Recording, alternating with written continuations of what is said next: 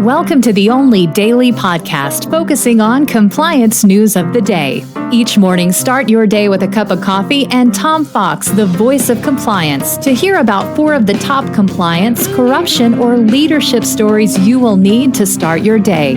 The Daily Compliance News is a production of the Compliance Podcast Network. First, a word from our sponsor, Ethico.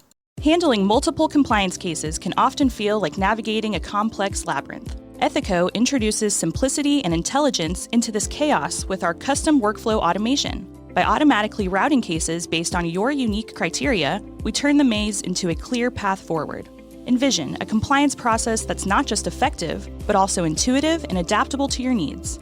It's time to redefine efficiency in your workplace. Embark on this journey of transformation at ethico.com/CPN. Book a demo and explore the white paper by Tom Fox, 2023, The Year in Compliance, to discover a world of seamless compliance management. The Daily Compliance News for February 19, 2024. Yes, it is President's Day, so this is the President's Day edition.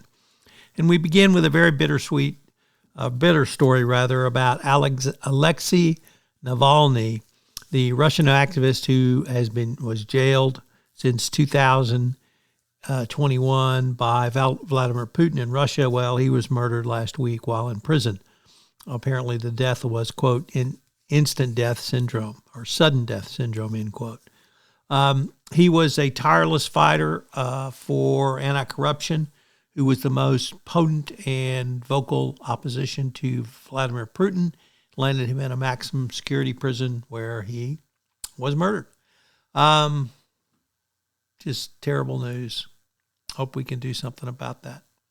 Next up, in a really interesting story. In fact, if I made this up and told you this, you'd said no one would believe it, Tom.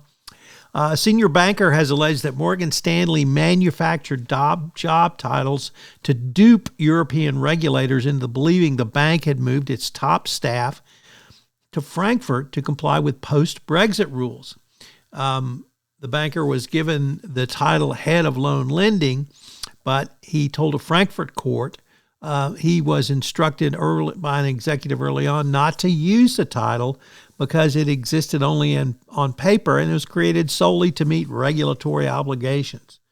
Boy, if this turns out to be true, how can you ever trust Morgan Stanley? Next up from the Wall Street Journal, Risk and Compliance Journal, Richard Vandeford reporting that former Stericycle executive Mauricio Gomez-Baez has pled guilty and will be charged for his alleged role in a bribery scheme at the medical waste management company that involved a $10.5 million illicit payments in Mexico, Brazil, and Argentina. He's out on bond in a federal court in Miami, and the charges were issued without the involvement of a grand jury, and the judge has scheduled a change of plea hearing. He had originally pled not guilty for later this month, indicating that the defendant will plead guilty and take the sentences against him.